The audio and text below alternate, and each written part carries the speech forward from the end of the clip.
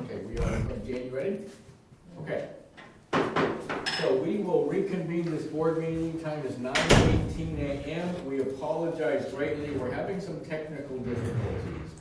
So we are going to reschedule the Tillamook County Wellness presentation. We already have a presentation scheduled for next week. So in the next couple of weeks, please look forward to this presentation. We're very sorry that this didn't work today.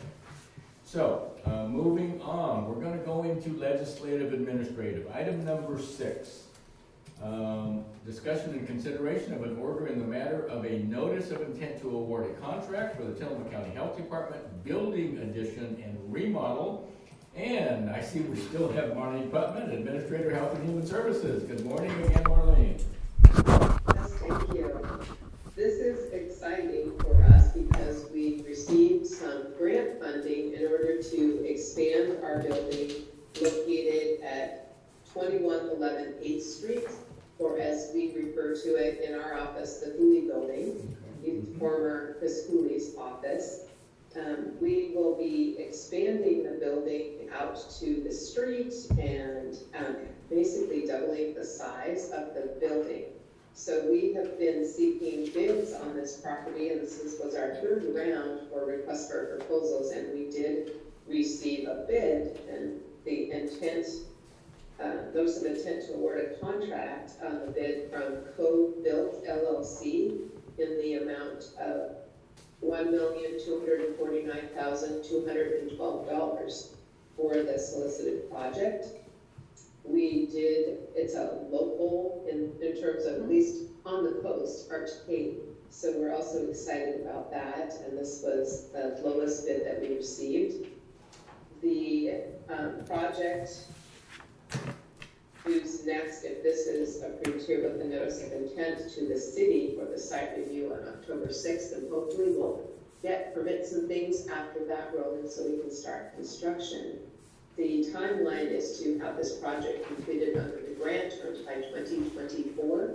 So we do have some time, but rather than pushing it to that deadline, we'd like to get it done in a 1-year period. So also, if County Council would like to speak to any of the process, probably more familiar with the details about how these particular things work, but we've been working with Rachel and with legal counsel to make sure we follow all of the appropriate steps for an RFP and bidding process. So seeking your approval on this notice of intent to award a contract.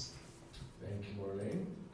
Bill Sargent, would you like to weigh in at all? You read over the contract, et cetera? Yeah, and it's all, to this point, conformed with the public contracting rules and regulations. It's at a point where we can proceed with the notice of intent. Perfect, and we don't want to get this late because monies do have to be spent in a timely manner. Questions, comments? Just a question on this one that came actually from Sean, who couldn't be here this morning. This is our notice of intent to award. There will be a contract that follows this, correct? This is just the notice in case anybody wants to appeal and say that it should have been done, correct? Yes. Okay, and Sean was concerned that there be a CFDA number if needed and that it be in the contract. Our auditors this year we have some new folks, and they're looking at and sort of picking at different things. And so I'm not sure what funding, I don't recall if this was state or federal funding and whether a CFDA number would be relevant in this particular case, but that would be at the contracting stage. So just wanted to kind of share that one from Sean, that more details are always better according to the auditors. According to auditors. According to auditors, let's be super clear, so. Okay, anything else? I think the construction project sounds really exciting. I think it's terrific that we got money to do this, so congratulations. Yeah, I would agree, and I have some experience with Code Built. They did the remodel, and we did the remodel at the Care Building. So Great. I'm also excited that we have a local Yeah. contractor that's able to do this work for us, and we were very pleased with the work they did. So I think that's great. That's great. Looking for a motion. Mr. Chair, I move approval of order number 22-057 in the matter of a notice of intent to award a contract for Tillamook County Health Department building addition and remodel. And I would second. So I did follow that on the, so we're at item number 6, correct? Six. And you mentioned 22 dash. Yeah, that's the order number. Oh, I'm sorry, I'm looking at the next one. Thank you very much. I'm sorry, I apologize. That's okay. We have a motion and a second. Any further discussion? Hearing none, I'll call for the vote. All those in favor signify by saying aye. Aye. Motion passes. Thank you, Marlene, for bearing with us here. We're trying to get through this. So you also have the next couple of items. Item number 7, discussion and consideration of a professional services agreement, 22/22-005 with Dental Care LLC to hire dental staff, provide oversight and training. Marlene Putman, Administrator, Health and Human Services. Marlene. Yes, you may recognize this agreement with Dental Care LLC.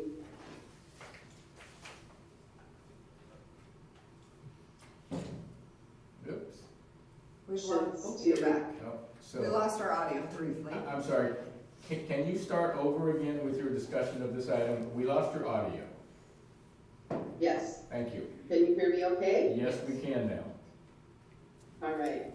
So this is a new 1-year agreement. Well, it's not new. We've had this agreement before with Dental Care LLC for recruitment and retention of dentists and hygienists and dental assistants to staff our Tillamook County Community Health Center Dental Services, to provide a dental director resources for our staff and appropriate professional training.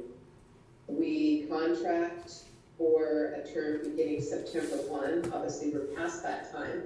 We've contracted with Dental Care LLC before, and they're fine with this being retro to the 1st, and then ends August 31st of 2023. The total amount for this agreement is for $590,892.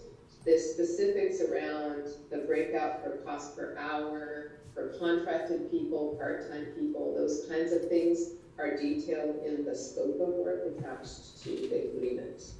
It includes some dental director specific items that we're required to have in order to operate dental services. That's an overview of this contract and agreement for the provision of dental care services for primarily Medicaid and uninsured populations covered by the Community Health Center. Thank you, Marlene. Discussion? You know, I think we've talked quite a bit before about the dental services that are provided through the health department and the importance of that service for those in our community. Dentists are notoriously difficult to get into, and if you are a Medicaid client, it's even more difficult. So this has been a really important expansion, and I think this has been a great tool for us to be able to use the Dental Care LLC to help us hire and maintain the necessary staffing for that. I think this is wonderful. When I moved here to Tillamook County, it seemed to me that there were a lot of folks in the community with dental problems, uninsured, no dental insurance, serious problems with their teeth.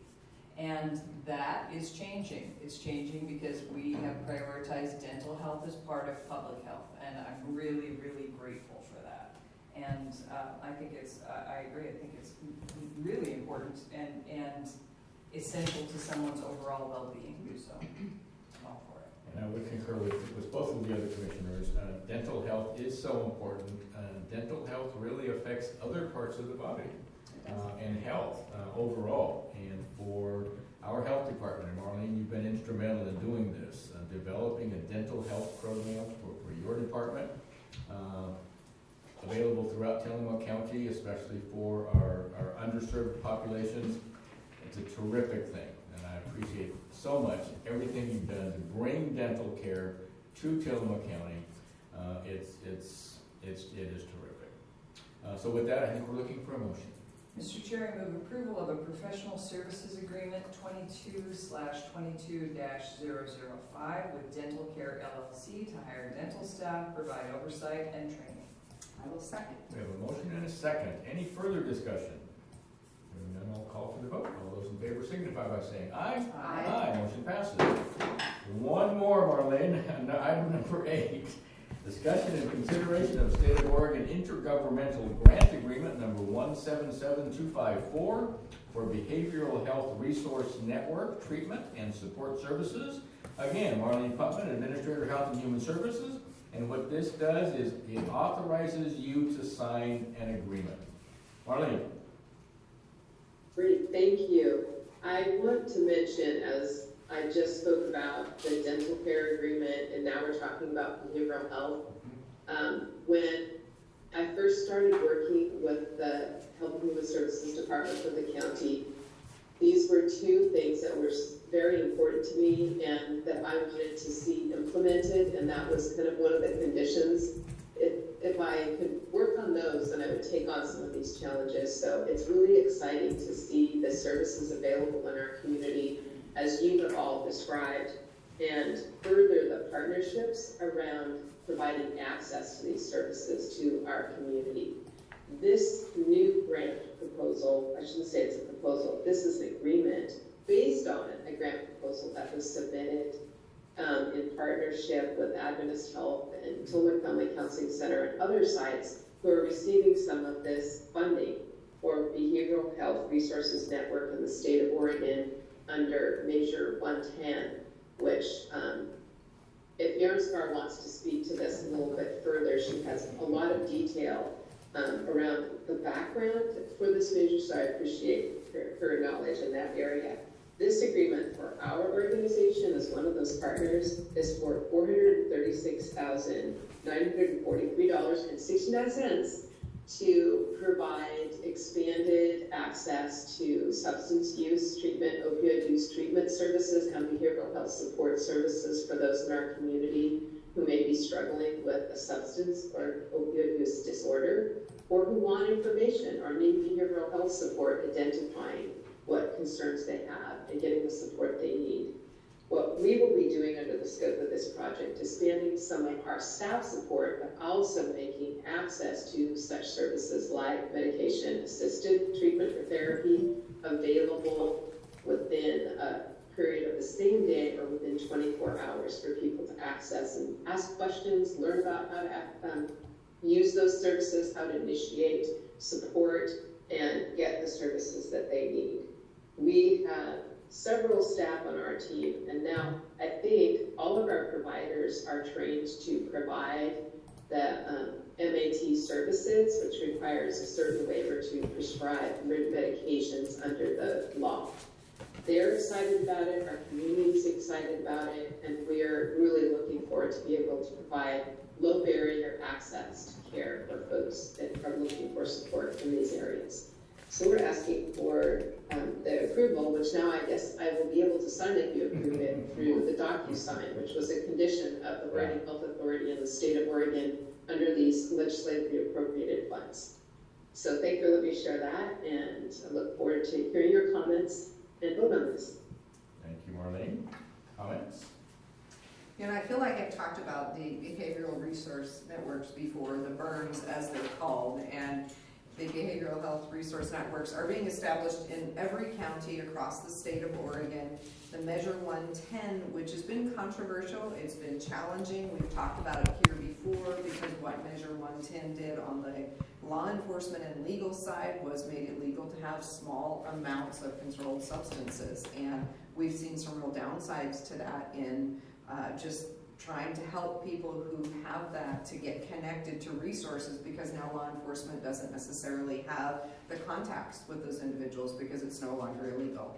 But the upside to that change really was to take a large percentage of the tax from marijuana and to distribute it out across the state of Oregon to significantly expand resources related to substance use treatment, substance use prevention, really just looking and saying we need to expand our systems so that people who have substance use disorder or opioid use disorder can easily and rapidly access services. So the contract that Marlene is talking about is absolutely amazing. I mean, these are services that we have been developing in Tillamook County over the last 3 years under the Our Tillamook work, but this significantly funds both all of it, the prevention, the harm reduction, the treatment, the post-treatment support so that folks can really stay on a good track. So this is fabulous, and it really does include a lot of partners because it does include everything from prevention all the way through treatment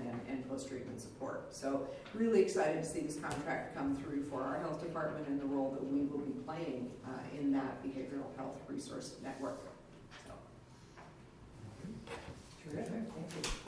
Well, I look forward to this also. I feel like the community has been frustrated about Measure 110 and the legalization of hard drugs, and when Oregon voters passed it, the intention was we'd rather see people get treatment than just go to jail or prison, which is great in theory if we have treatment to offer and a way to connect with those folks. So I'm grateful for your work, for Marlene's work, for everyone in the community who is working on standing that up. It feels like just because of the nature of the way we pass new laws in Oregon, we're late to the party. But, thank goodness, better late than never. And I concur again with both of the other commissioners. Marlene, this just points up how instrumental you have been and continue to be in Tillamook Community Health. You had the first agenda item. Unfortunately, we weren't able to do that. But that concerns Tillamook County Wellness, which again, you have championed, and it's been doing a terrific job in Tillamook County. You had the next item, which is a contract to remodel and expand one of your current buildings because you are running out of space. You provide so many services to the residents of Tillamook County. The third item that you brought to us this morning was about dental care and how you've expanded dental care to underserved populations throughout Tillamook County. Your passion for all of these issues, and now behavioral health. We know in conversations with you over many years, I know that this has been, again, an area in Tillamook County which has been sorely lacking. So even though Measure 110 really was controversial and not everything it's cracked up to be, utilizing some funding we're getting from that to do what you're doing here for a behavioral health resource network in Tillamook County in consultation with Tillamook Family Counseling and Adventist Health and others. Again, terrific work. 4 items in a row this morning, each one of them extremely important for what we're doing in Tillamook County. So again, Marlene, I for one just want to thank you for everything that you have done, everything you are doing, and everything you will continue to do for Tillamook County. Thank you for that. So I think we're looking for a motion. Mr. Chair, I move approval of the State of Oregon Intergovernmental Grant Agreement number 177254 for the Behavioral Health Resource Network Treatment and Support Services. And I second. We have a motion and a second. Any further discussion? Hearing none, we'll call for the vote. All those in favor signify by saying aye. Aye. Aye. Motion passes. Thank you, Marlene, for everything you do. Thanks, Marlene. Thank you, and thanks to all the partners who tirelessly work on these issues as well, and staff, and your efforts. Have a good day. Thank you. Thank you. Moving on, item number 9, discussion and consideration of a non-prevailing wage rate contract for construction with TFT Construction, Inc. for the 2022 micro milling project. Chris Laity, Public Works Director. Good morning, Chris. Good morning, Commissioners. So, Sand Lake Road, the portion of Sand Lake Road from Highway 101 to the T intersection, and then a portion of Whiskey Creek and Cape Lookout Road in front of the park. This has been a project where we have placed material to improve traction. Was not successful. We have grounded and then subsequently applied a chip seal to that. That also was not successful. We've worked, and that's a fairly standard process that I've checked with a number of other counties through consultation with the Oregon Association of County Engineers and Surveyors. I have since consulted with Oasis again, and then also the Oregon Asphalt Institute. One of the things that the next recommendation to this is to apply a micromilling project to that and then simply pave over it again. The micromilling process it's another grinding job, but produces a really smooth finished surface.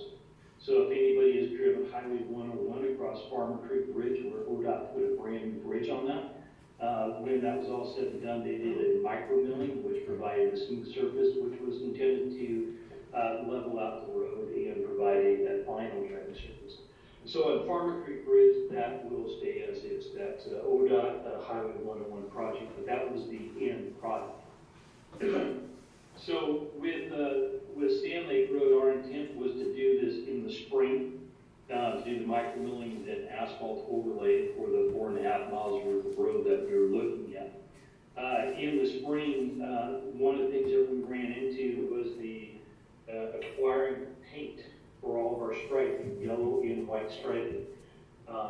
There was a lot of uncertainty in the market. Marion County comes in and does all of our striping for us. We do not do any of our own striping. We do not have the equipment. Marion County does striping for a number of counties. They also stripe for Tillamook, Bay City, and a number of other locations along the coast. With the uncertainty of having paint, we decided to hold off on that. We didn't want to mill it and pave it and not be able to stripe it after the fact. So we were able to obtain paint about midsummer, but midsummer was really too late to get everything lined up. So we decided to postpone that to the fall, which was the soonest we could get a contractor involved to do the micromilling. There's only a handful of contractors that have the equipment to do this type of work. We reached out to 3 of them. We received bids from all 3 of them. The cost varied from $96,000 down to this contract, which is for $45,922. So this work is with TFT Construction Inc. The high bid was from Porter Yet out of Spokane. So we did reach out to 3. We received quotes from all 3. The low bidder on this was also capable.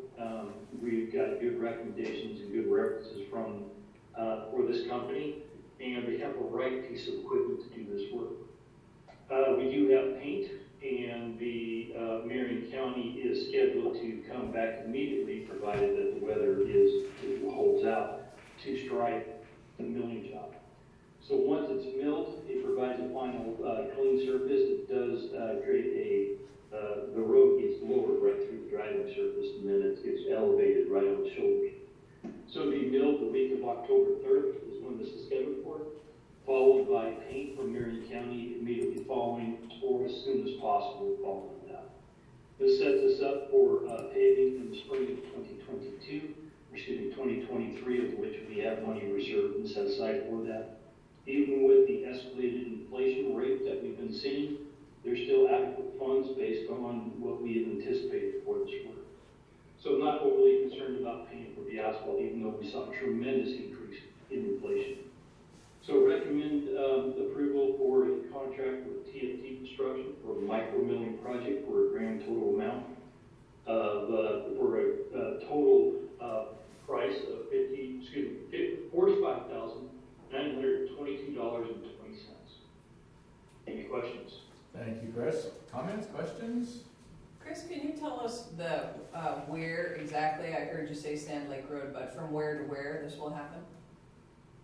So Sand Lake Road from Highway 101 to the T intersection where Sand Lake Road immediately turns and goes to the south.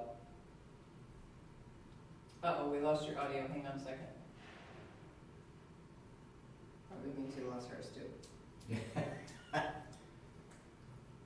Chris, can you hear us? We lost your audio.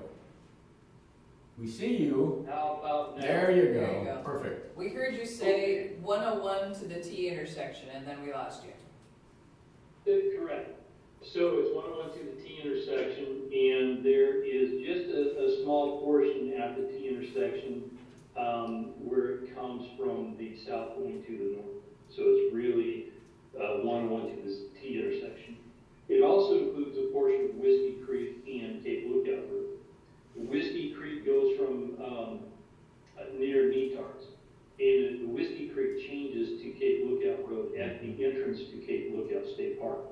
It's the same road as Cape Lookout, but it does a name change at the entrance to Cape Lookout State Park. So we did have some work on both Whiskey Creek and Sand Lake centered, or Whiskey Creek and Cape Lookout centered at the entrance to the state park. Great, thank you. Well, I think this is great. I'm sure we've all gotten complaints about that rough road, and I believe Commissioner Yamamoto drives it regularly. Every day. They do. I will admit, I have not kept after Chris to do this. He has done this on his own, and I greatly appreciate it, because I do hear from people from South County. Oh, for sure. I agreed, it's a very rough ride. It is. Yeah, so terrific. And it's interesting that your bid spread was, one of them was twice as much as the other. So I'm glad that we were able to choose the lower bid. Right, and it's the mobilization coming out of Spokane versus coming out of Scappoose. So, quite the middle person was coming out of the valley. So the costs were really driven by the distance to the project site. And that was essentially the primary change. Point of reference, talking to a number of other counties that have had to do this, we have seen this type of grinding application apply all the way out to November.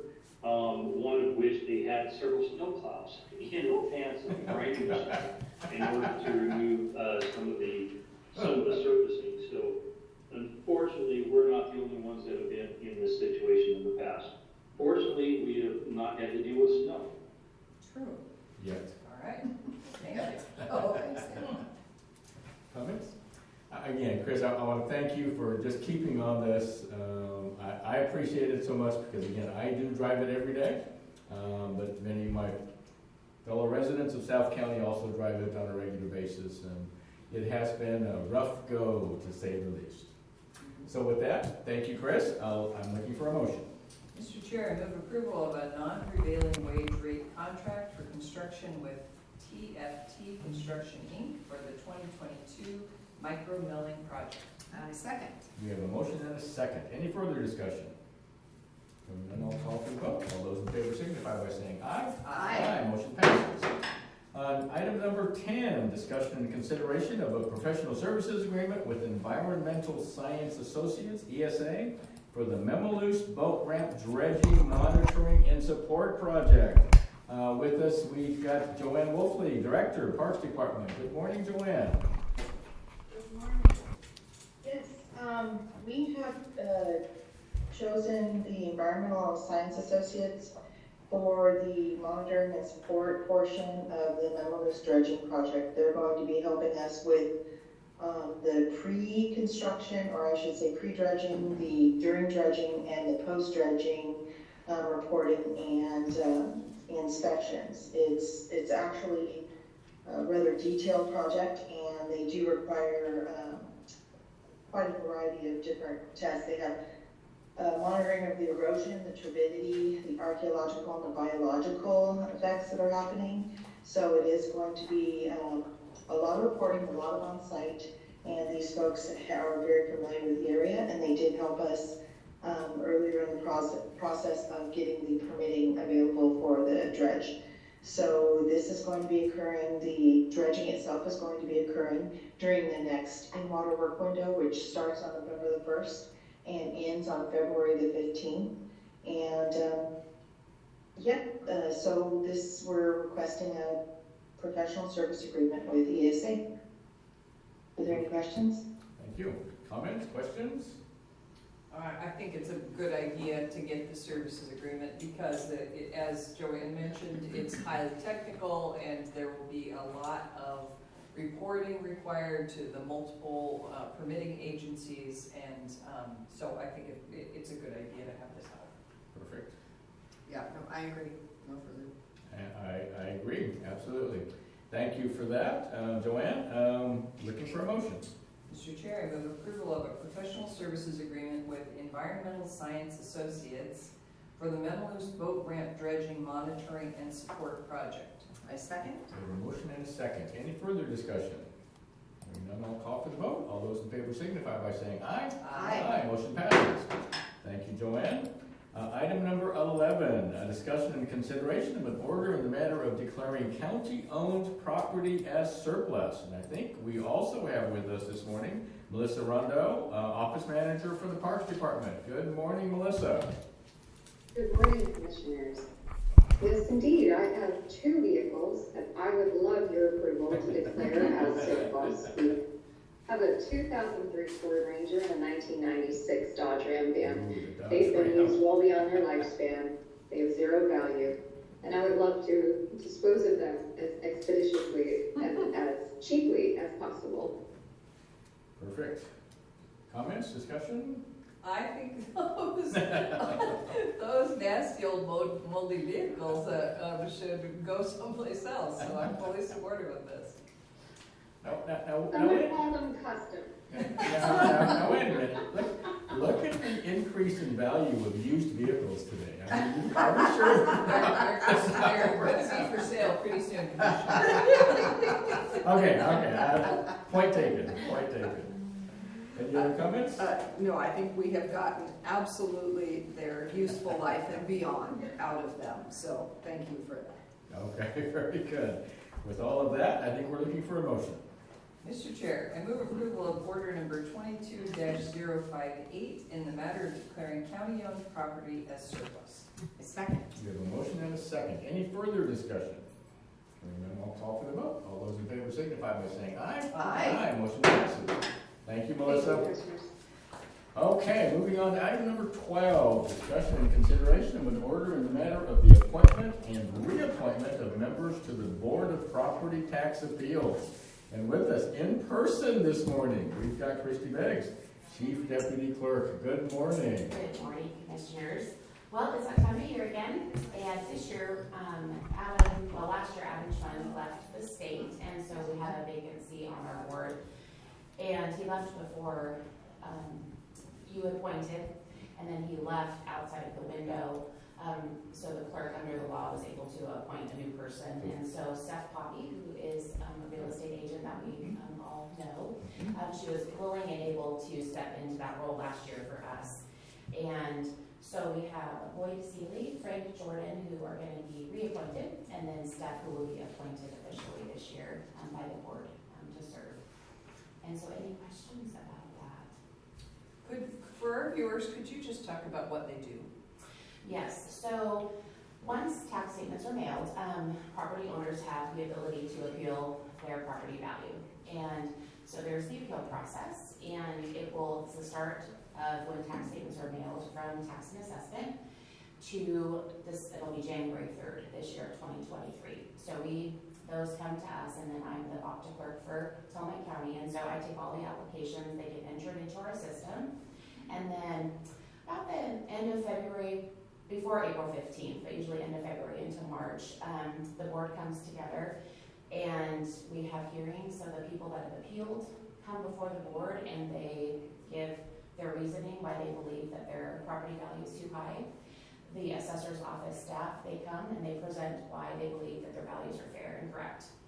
And then the board needs to take all that information in, and then they make a decision whether they are going to lower the values or they're going to sustain them and keep them as they are. And so that's what they do, and then an order is generated, and then any adjustments are made by the assessor's office. Thank you very much. You know, I think Oregon is such an interesting state. Maybe all states have this, but we have a lot of places and spaces where we really rely on community members to step up and to have really significant decision-making ability, such as what we're talking on the Board of Property Tax Appeals. You know, these are our folks that it's not their opinion. They're actually implementing, you know, very legalistic systems that they have to spend the time to really learn and understand what underlies the value of a piece of property. You know, it's not whether they like the person, it's not whether they think it should or shouldn't be less. They really have to understand what the assessor has gone through in order to determine what that value is. And I know Steph is a real estate agent, which gives her a great background. I must admit, I don't know Lloyd and Frank. Are they also real estate agents, or what's the balance on this particular board? Lloyd was a property appraiser for many years. So he's a retired appraiser, and he's getting up there in his age as well. I wanna say close to 20 years probably, so it's been a long time. Yeah. And then Frank stepped in when we had a vacancy, probably it was my first year, so about 10 years ago. Mhm. And Frank did, he worked for the creamery, but he did like septic outflow or backflow, something like that. Oh, okay. Anyway, so, but he just has a knowledge base, and he was just a public Yeah. interested person, and Yeah. they go through training every year, and so they're able to really work well together and take in all the information, and like you said, they have to look at the sales studies that the assessor's office puts out, they have to look at, the sales information that the applicant, the person appealing, so it does take a lot, and some people aren't happy, with those decisions, and it's not always a positive thing, but they do it with such grace, and we're really fortunate to have them. We really are. Thank you. Yeah, and I really thank them for their willingness to serve, because you said, taxes are something people tend to have a very strong opinion about, and we all look at our property taxes, I'm sure, and think, what? I'm sure my house can't be worth that, especially in the last few years, as things have changed and grown, but it's, although we're held to that 3% increase, right, other than when we remodel our homes and have a greater increase. But I thank them for their service, because again, it's tough work. It's not just, hey, what do I think? It's really reliant upon the data and their willingness to dig into it. So. Well, it is difficult work. Look at all they get paid, right? Very good stipend. Just kidding. And we appreciate Christy being here, and she mentioned when she first started the presentation that about BOPTA. And BOPTA is, of course, the what is it? Board. Thank you. Board of Property Tax Appeals. And Christy is the expert in this area. We appreciate everything you do, Christy, but we do appreciate especially our volunteers. Volunteers really put in, and this is another difficult position, because they're dealing with the public. It's coming in and they think that what they're being charged, how their property is appraised may not be exactly correct. Dealing with the public is always sometimes difficult. But again, you guys do such a great job. This is a terrific, important group of people. I'm sure you don't get many appeals.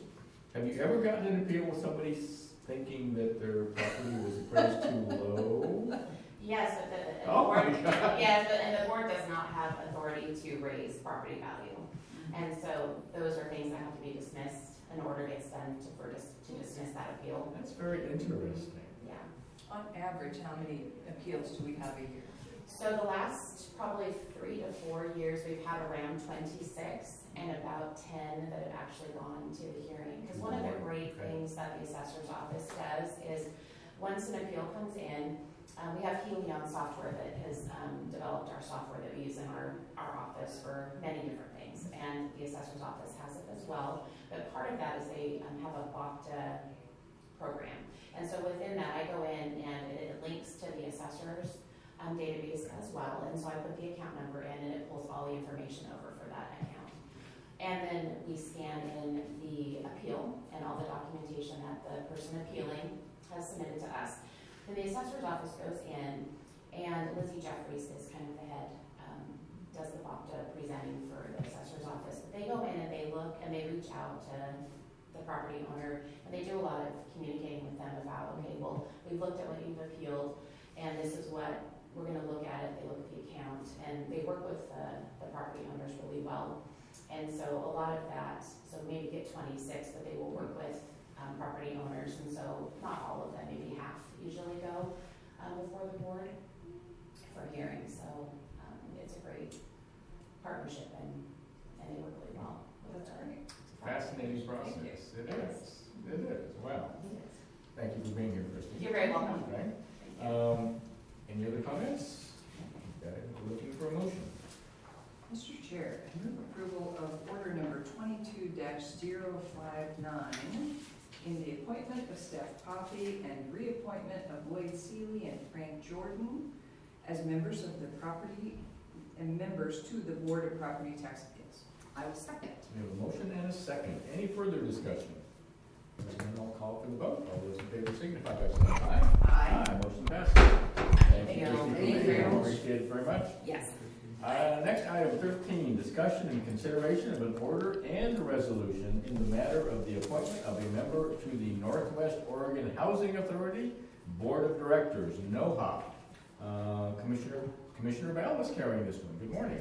Good morning. I am the commissioner appointed to the Northwest Oregon Housing Authority, and we are appointing today another Tillamook County member to the Housing Authority Board.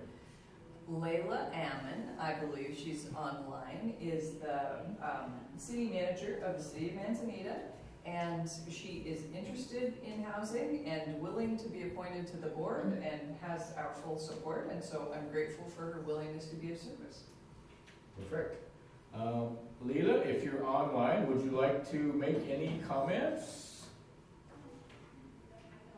Hi, thank you. Hey, good morning. Thank you, Commissioner Bell, and I'm happy to be here. Yeah, I just want to say it's a privilege to be considered to represent Tillamook County. I've been with the city of Manzanita just over a year now, and housing is one of the top issues that has come up in our community. It's something that in my career I've been passionate about and had the privilege and opportunity to work on, and so I look forward to, if approved, being a part of this organization and helping to advance the mission of the organization and to help balance housing throughout the region. Thank you. Perfect. Thank you for being here. Appreciate it very much. Comments, questions? I'm delighted that Leila's willing to serve on this board. NOHA is a very, very important organization for our region as we are working through the housing crisis that we have. Affordable housing is a very important piece of what we're working to build. It's not everything. We're looking at affordable, we're looking at missing middle, we are looking at family housing, we're looking at all different kinds, but that affordable housing piece is very specific and it's very important. And the Northwest Oregon Housing Authority is the natural partner for that in Tillamook County as we find developers willing to build. And so having a good, strong representation on the board of NOHA helps us promote the strength and stability and participation of that organization, and then they can support this work in Tillamook County. So I really appreciate Leila. Again, I know she has a deep background that comes from her work before being here, and she has been a real leader as we have worked in the Housing Commission to say, how do we partner with our cities? Where can we put in place different tools that will make it easier for developers? And she has been a leader in Manzanita to help us get those in place. We previously had a member of the Housing Commission that served on the NOHA board. But our challenge has been that those two meet at the same time. And so we have really struggled because the member of the Housing Commission was not able to be in two places at once. So we're excited that we're able to find someone who has the interest that is not currently on the Housing Commission. So thank you very much, I appreciate it. Alita, thank you for being here, appreciate it so much. Thank you for your willingness to serve on this council. I think this is an extremely important board. I know you're busy with everything you do in Manzanita, but again, we appreciate very much your ability and willingness to serve on the NOHA board. So with that, I think we're looking for a motion. Mr. Chair, I move approval of order number 22-060 and order and resolution in the matter of the appointment of Layla Ammon to the Northwest Oregon Housing Authority Board of Directors. And I second. We have a motion and a second. Any further discussion? Hearing none, I'll call for the vote. All those in favor signify by saying aye. Aye. Aye. Motion passes. Thank you, Layla. Thank you, Layla. Thank you, Layla. Thank you. Moving on, item number 14, discussion and consideration of an order in the matter of the appointment of a member to the Tillamook County Library Board. Again, Commissioner Bell. Thank you. As the liaison to the library, it's my pleasure to appoint or suggest that we appoint Nan Devlin to the library board. I don't know if Nan is with us this morning or if Dawn Algier is with us, but in any case, Nan volunteered. She applied to be a library board member. She's passionate about libraries. She's a terrific team player. She's a wonderful community partner, and I think she's going to be a really dynamic member of that board. Nan is taking the place of Teresa Rivnes, who was previously on the board, and she resigned when she took a job in another community and moved. So thank you, Nan, for your willingness to serve, and we look forward to working with Nan. Absolutely. I don't see Nan on the line, nor Dawn. Comments, questions? I think this will be a great appointment. We know Nan from her work largely in tourism, but what we do know is she's just very passionate about our community, and I have no doubt she'll bring that to the library. A real mover and shaker, she is. And so I concur. So we're looking for a motion. Mr. Chair, I move approval of order number 22-061 in the matter of the appointment of Nan Devlin to the Tillamook County Library Advisory Board. I second. We have a motion and a second. Any further discussion? Hearing none, I'll call for the vote. All those in favor signify by saying aye. Aye. Motion passes. Almost forgot that part. Okay, moving on. Item number 15, discussion and consideration of a resolution in the matter of authorizing the contribution to Tillamook Lightwave Intergovernmental Agency for the purchase of diesel backup generators for the owned cable landing station. And I'm going to take this one. I am the Tillamook County representative on Tillamook Lightwave Board. That is an intergovernmental agency which includes the Port of Tillamook Bay, Tillamook People's Utility District, and the county. And what we've done over the past 20 plus years as Tillamook Lightwave is to bring high-speed internet to Tillamook County. It started over 23 years ago. Where we were looking for companies to come in and assist us in wiring Tillamook County for high-speed internet, for broadband internet. At that point in time, it was thought that we really needed high-speed internet for county offices, health departments, hospitals, businesses, PUD, economic development issues, and over the past 20-some years, we've been very successful in doing that.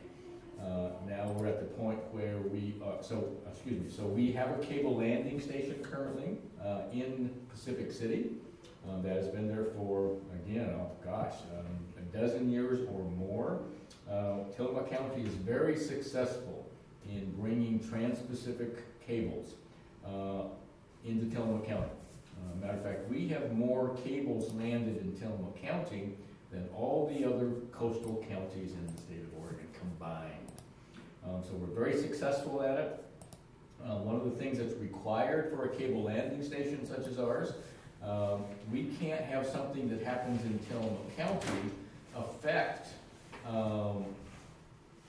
the information coming across these cables going to Asia or wherever or back east in the United States, especially power outages. We can't have a power outage in Tillamook County affect communications throughout the world, basically. So it's very important that we have backup generators. The backup generators we have and we have to have two in case one's a backup to the real generator. We have two, and they have approached the end of their real service life, and they still operate, which is terrific. But we know it's time for us to replace those two generators. Generators have to have, they're very large generators.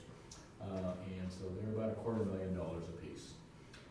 So we have a contract. They are, of course, we ran into some supply chain issues with these large generators, but we're about ready with it. As we were discussing how we were going to finance this, we talked to IGP, whatever, for a loan. And they, of course, approved us for a loan. But then it was brought to our attention by the port that, why are we taking out a loan on all this money, paying interest on it, when the three entities, Tillamook PUD, Port of Tillamook Bay, and the county could loan Tillamook Lightwave this money. We would be repaid from Tillamook Lightwave, and we would receive the interest on this money. And that just made ultimately a lot of sense. So that's what this is all about. Each entity is loaning Tillamook Lightwave $100,000 in order to make this happen, and we're going to be paid back over a period of 5 years. It does say in the contract monthly payments. I'm not sure monthly payments are necessary, but again, that's a detail that really, it's in the contract, so I don't see a problem with that at all. But we're making, what, 3.6% interest on this, I believe, 3.9. 3.9. Why are we paying so much interest? Oh, no, we're getting, never mind, we're getting, sorry. I still don't know why we're paying so much interest on this. Anyway, so, with that, I'll be willing to answer any questions that you have, and I'm hoping that we would be able to vote on this today and pass it. Bill? I did, I had the extreme good fortune, as you all know, to work with Paul Levesque for many, many years, and Tillamook Lightwave was one of Paul's brainchilds. You talk about the cable landing stations, he was instrumental in that, and so I just want to give a quick shout out to my former compatriot Paul, because he was very, very passionate about getting this to the point that it is now. And it's a great deal, and Paul was a big, big part of getting us to this point. I absolutely agree with that. He's been involved in so many big issues, and I'll be discussing one during board concerns. That, of course, is the Lynn County class action lawsuit. That's true too. Yep. But yes, he was instrumental in making sure that we have high-speed internet in the state of Oregon for libraries and doctors' offices and businesses and county offices and PUD and the Port of Tillamook Bay. It's hard to do without it. And now we're expanding our reach. We're working on actually fiber to the home. And we've had some first initial success there. So, and I'm getting off the point of this item. So with that, any discussion? I think it's great. I appreciate the financing solution that the agencies that are involved in Lightwave can loan money to Lightwave. I understand that Lightwave will soon soon pay off a debt for the building, and so Lightwave is in good shape to pay back this loan. So I think it's a good solution. And thank you for mentioning that cable landing. We just made our last payment on the cable landing station. So that frees up a lot of cash flow also. It does. Yeah, which is fabulous. I mean, I think it's important for folks to understand that Lightwave is an intergovernmental agency, which means that it is an agency separate, and the board members are PUD, the Tillamook County, and the Port of Tillamook Bay. And so that's why we are loaning money to the agency, because it is not us. We are board members of that agency, but it is its own agency, and it does run its own finances. And so there is revenue each year that comes in, and as you just pointed out, that it's paid off the building, and therefore it's very capable of paying off this loan. And I really like the fact that we are looking at financing that from the county. I think that the county has the ability to support things in our community by using some of our ability to finance, perhaps. And so as we look at things into the future as well, I think this is a good model for us to say, how did that work? Is this something where there are other pieces that we have need to have involvement in? And is our ability as the larger government in the county able to support in things like this? So with that, I'm looking for a motion. Mr. Chair, I move approval of resolution number 22-011 in the matter of authorizing the contribution to Tillamook Lightwave Intergovernmental Agency for the purchase of a diesel backup generators for the owned cable station landing. And I would second. We have a motion and a second. Any further discussion? Hearing none, I'll call for the vote. All those in favor signify by saying aye. Aye. Motion passes. Thank you. We have one unscheduled item, and this is discussion and consideration of a letter to Governor Kate Brown regarding Oregon Department of Forestry's draft habitat conservation plan.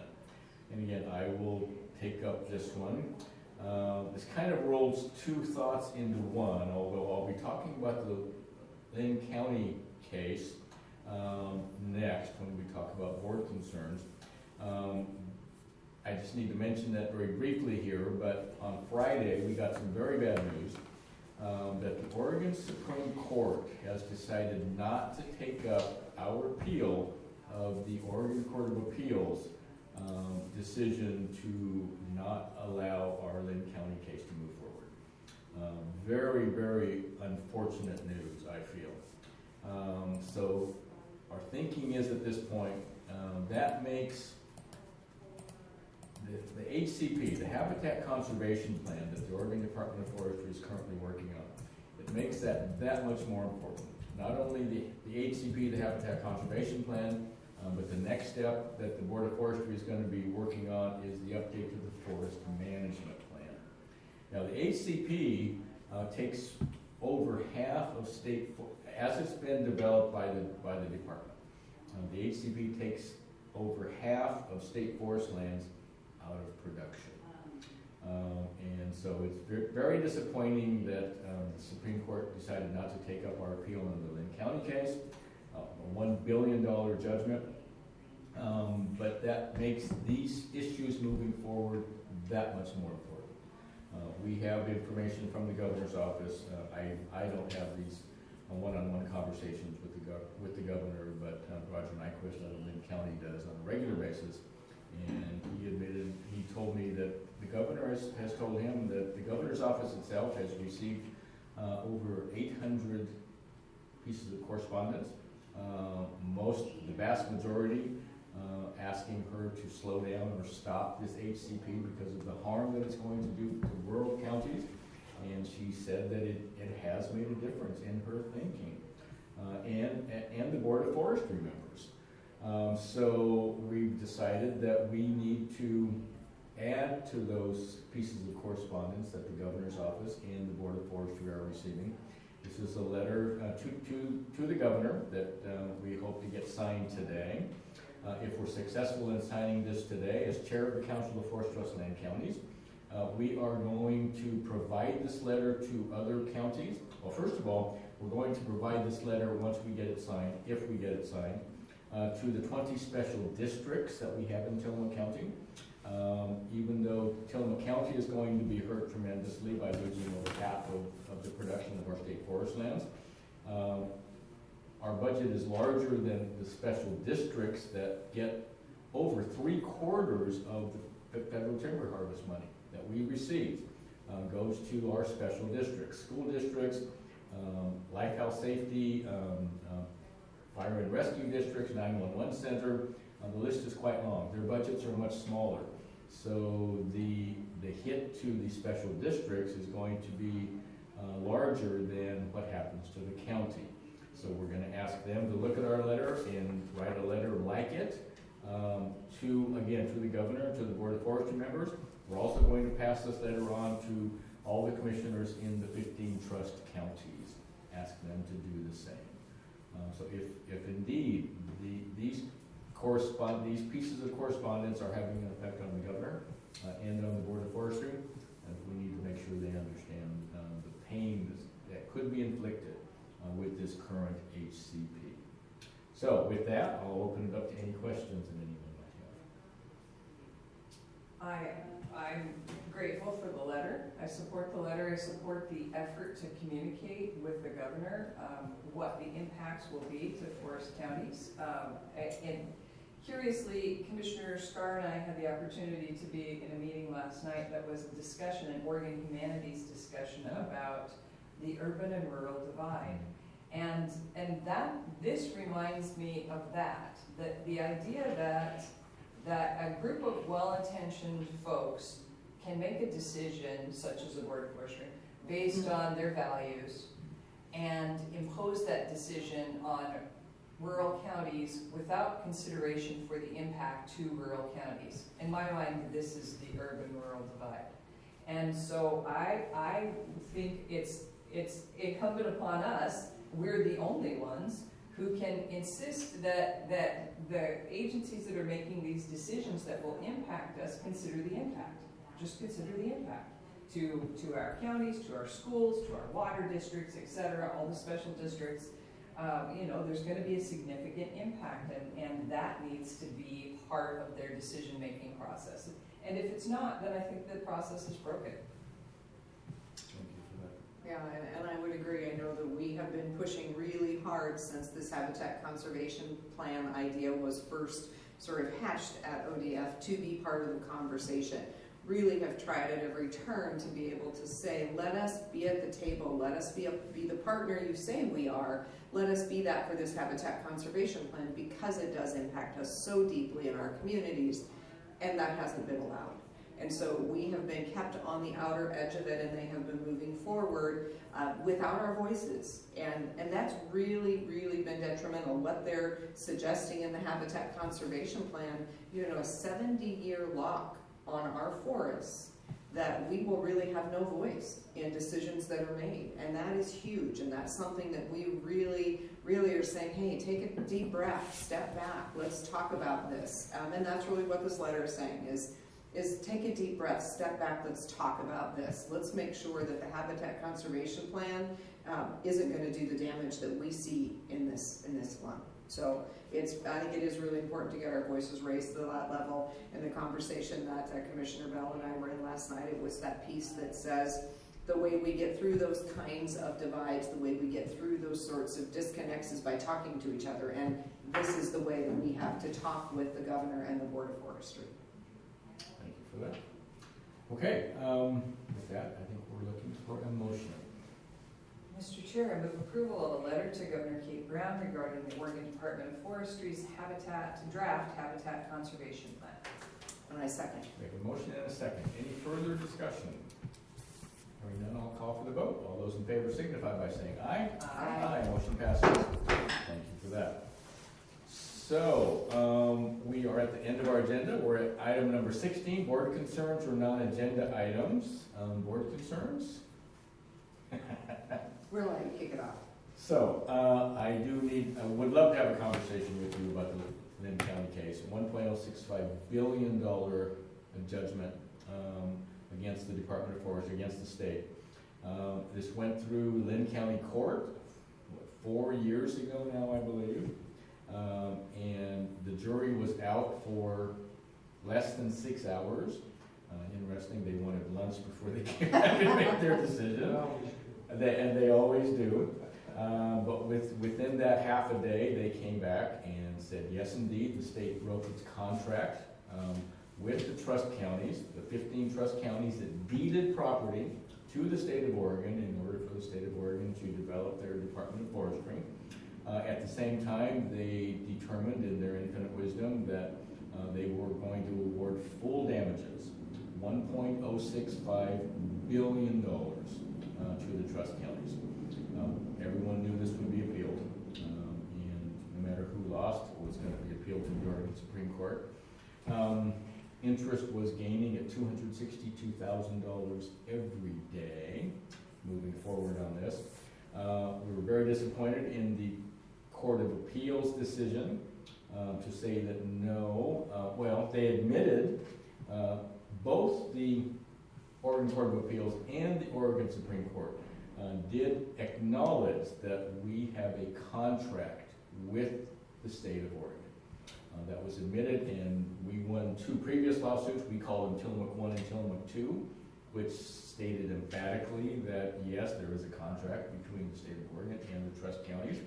I did call the Lynn County case kind of Tillamook 3 because it really was looking at how indeed the trust counties were harmed over the past 40, 50, 60 years because of changes that the state has been making to issues of sustainable harvest. So we were disappointed in the the Oregon Court of Appeals decision, but we knew whoever lost there was going to take this to the Oregon Supreme Court, which we did. Tillamook County, as well as many others, filed an amicus brief in support of the appeal, and we heard Friday morning that the Oregon Supreme Court has decided that they would not hear the case, and they have that ability. That was devastating. In the past, I just looked historically, and Bill, I know you can probably back this up, but both the Court of Appeals and the Oregon Supreme Court historically have been very reluctant to overturn jury cases.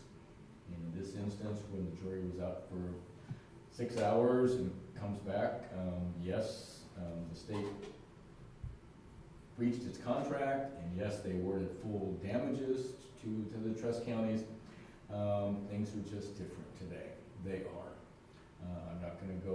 I'm not gonna turn political here. One thing that I wanna say at this point in time is that, yes, legally, the state has the right to do what they just did. The question that we continue to have, there is a moral component to this, and both the other commissioners talked about this earlier. Rural counties really do rely heavily on natural resource-based economies. So when this judgment came out, there were lots of news stories in the Oregonian and OPB. One of the environmental group leaders came out and said, well, what Tillamook County needs to do, because they're gonna be short of money, they need to triple their property taxes. I mean, my God, how can anyone with a straight face say something like that to a reporter, which now put it in a news article? It's just incomprehensible to me. So there is a disconnect. There is an urban-rural divide. I try not to tell urban areas what they should be doing, but it's quite evident that the urban counties really do think that the rural counties should be doing things differently. I've talked about it in the past, where let's take coastal counties in particular, in Tillamook County. We've got the ocean to the west, we've got the mountain range to the east, just a few miles inland.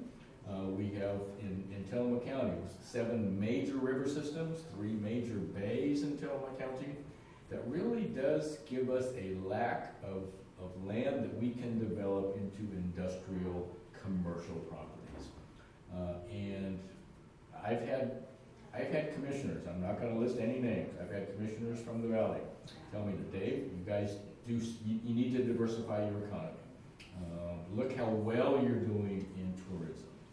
Well, yes, we are doing well in tourism, but it's always part of my conversation with the Board of Forestry when we testify. It is the natural resource jobs that pay really good wages and have full family benefits. Tourism-related jobs are terrific. We absolutely need them in Tillamook County, but they are not family-wage, fully benefited jobs. So there is an absolute disconnect here. Again, the state has the legal authority to make the decision that they just made, but something that the state really needs to consider here is the moral authority the decision that they've made here. And I think they need to look to really, really consider what the impacts on rural counties is going to be. And it's going to be huge. It really will be. Not only with the Lynn County case, but with the upcoming HCP, the Habitat Conservation Plan. And next, of course, in order to have a habitat conservation plan, they need to change the forest management plan to work in concert with the HCP. And that could make it the HCP even worse if they develop the forest management plan the way we think they're going to develop the forest management plan. So I'll get off my soapbox. I apologize for taking so much time here, but this is something that so many people have been working on for so long. We continue to struggle with this moving forward.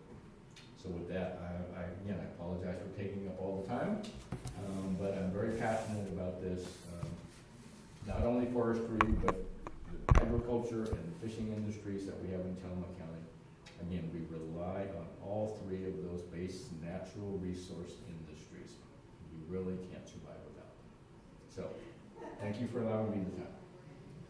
Other issues?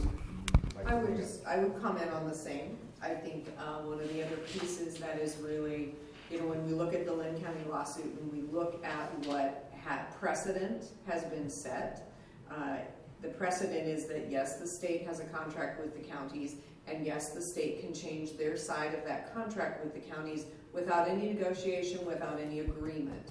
And so when you look at the fact that the state has a lot of services that need to be offered to people, and let's look at public health services, let's look at mental health services, all of those are spaces where there are contracts between the county and the state because we are their delivery system.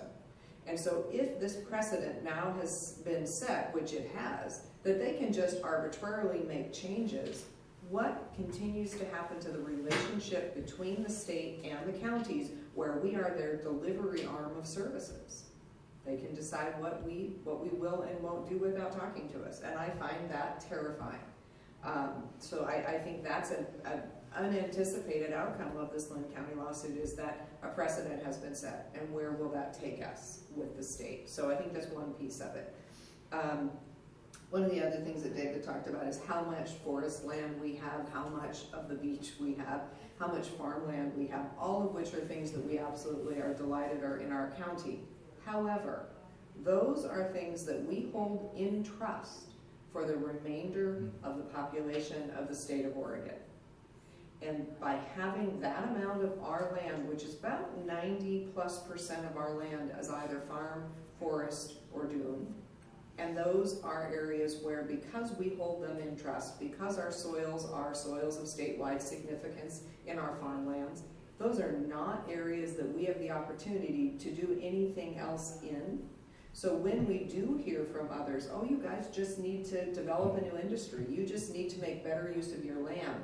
Well, we can't. And the reason we can't is because we are holding it in trust for the remainder of the people of the state of Oregon, which is fabulous, but financially leaves us in a very, very difficult hole, because we are not able to develop other powerful industries that will bring us a lot of money here.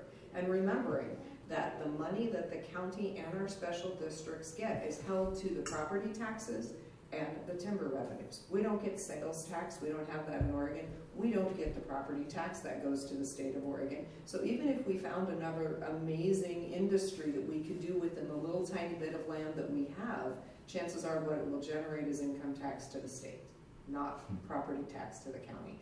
We are in a very land-constrained, very difficult position here. And when we look at what the hopes had been for the Lynn County lawsuit, it was to help us with what we've been unable to finance in any other way. That was to fill that hole. So now we are in that hole, and we do have some very difficult road ahead of us to figure out how to offer the services that are needed in our county without the benefit of additional funding. So yeah, it was definitely a big blow to us. I agree with both of my fellow commissioners. It's so very disappointing. It's disappointing.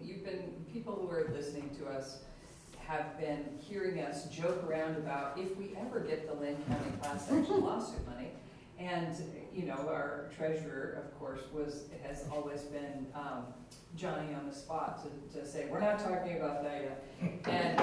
But that's over now. And so it's very, very disappointing to me, the process, that the Oregon Supreme Court declined to even hear the case. It's very disappointing to me that when the Court of Appeals overturned it, they said, as Commissioner Scar said, yes, the state has a contract with the forest counties. Yes, the state changed the terms of the contract without the agreement or permission of the counties. And yes, we think they can do that. So what does that really mean for us moving forward? No one in their right mind, you or me or any business, any sound business person would agree to a contract that the other person can change the terms arbitrarily without our permission. But that's what we're in. So what does that, what does that mean? Where does it leave us? It's very disheartening. And I don't think it's right. It's not just that I don't like it, I don't think it's right. And to what Commissioner Yamamoto was saying about someone suggesting that, Tillamook County just needs to triple their property taxes, that is just ignorant because it's impossible. So I think in the 80s, I don't remember what year, Oregon voters passed ballot measure 50, and that froze property taxes. We cannot just arbitrarily increase our property taxes by any percent, let alone 3 times. So that's not going to happen, and it's not available as a source of revenue.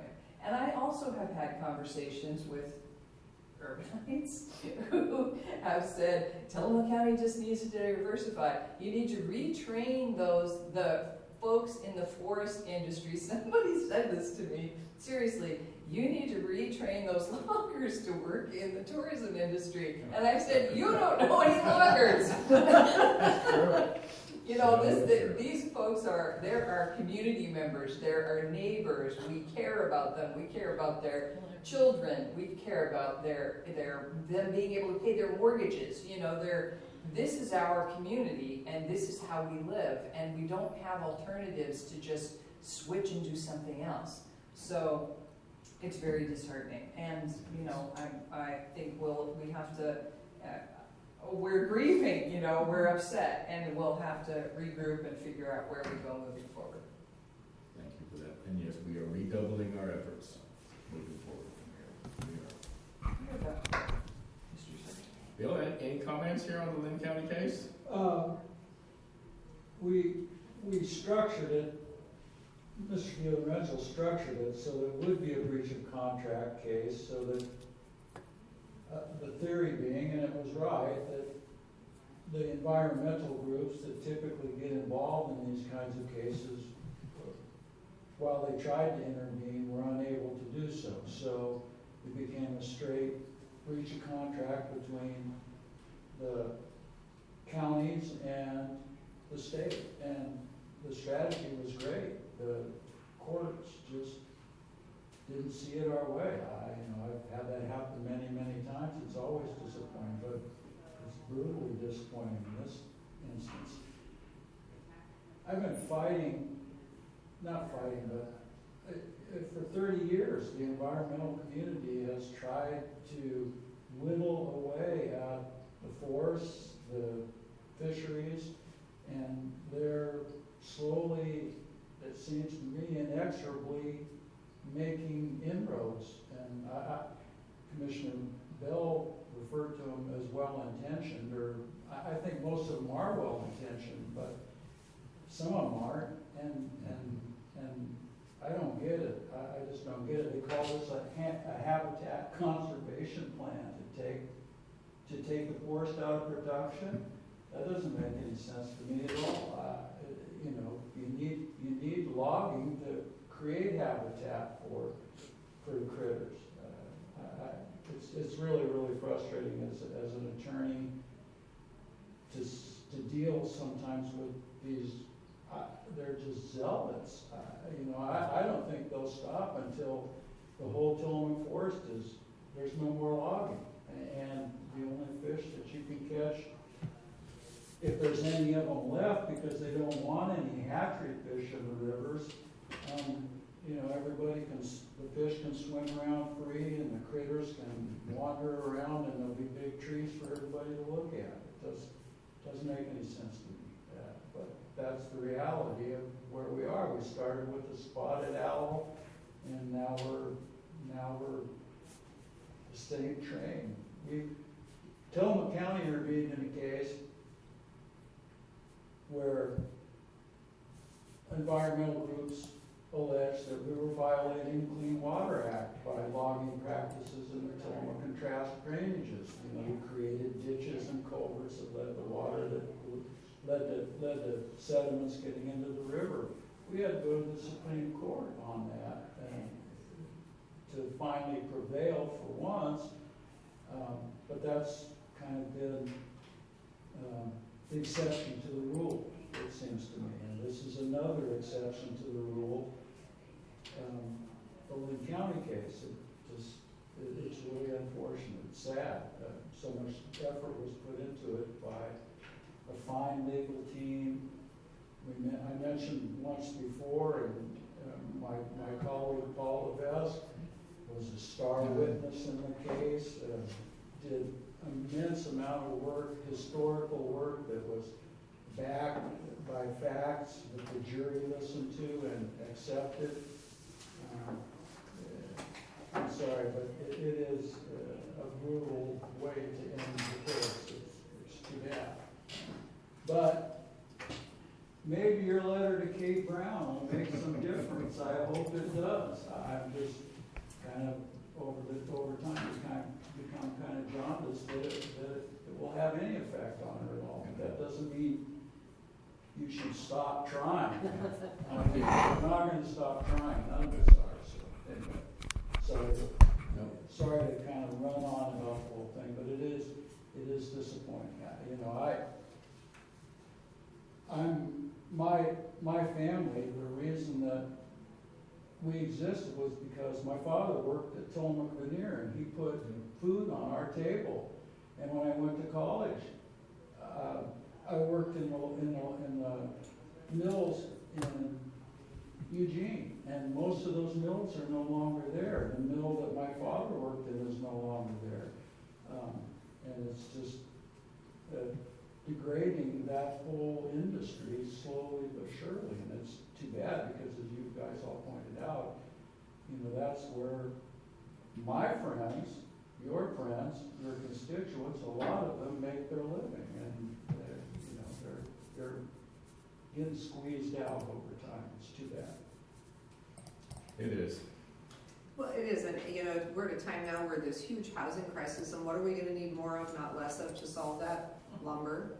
Yeah. And the thing about lumber is we look at climate change and we're looking at the impacts.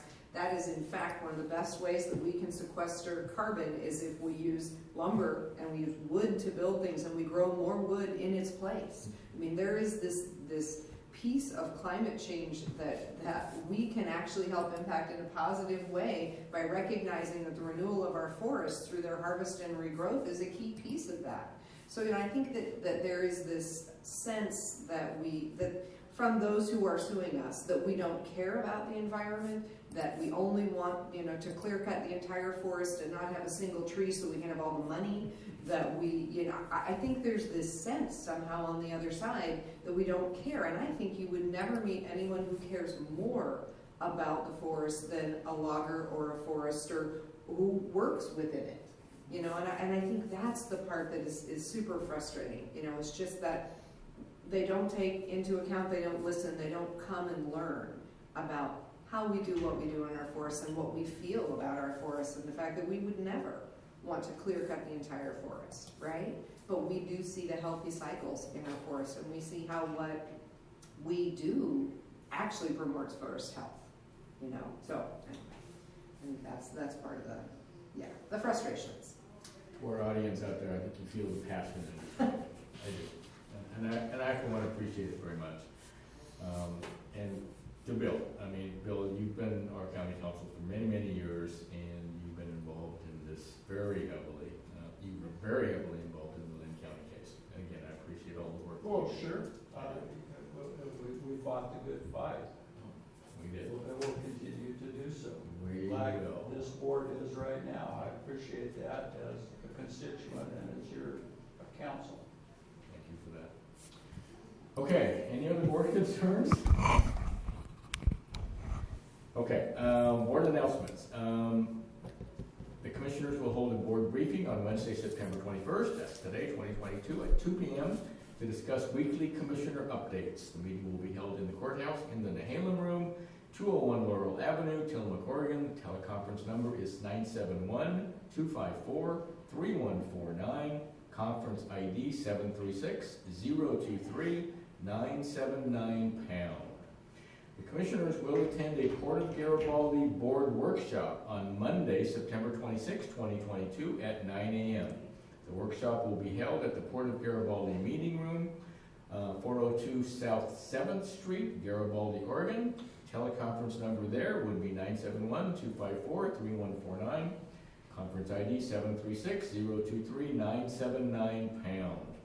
And with all of that, having no further business before us, time being 10:41 a.m., we will adjourn this board meeting. Thank you, everyone.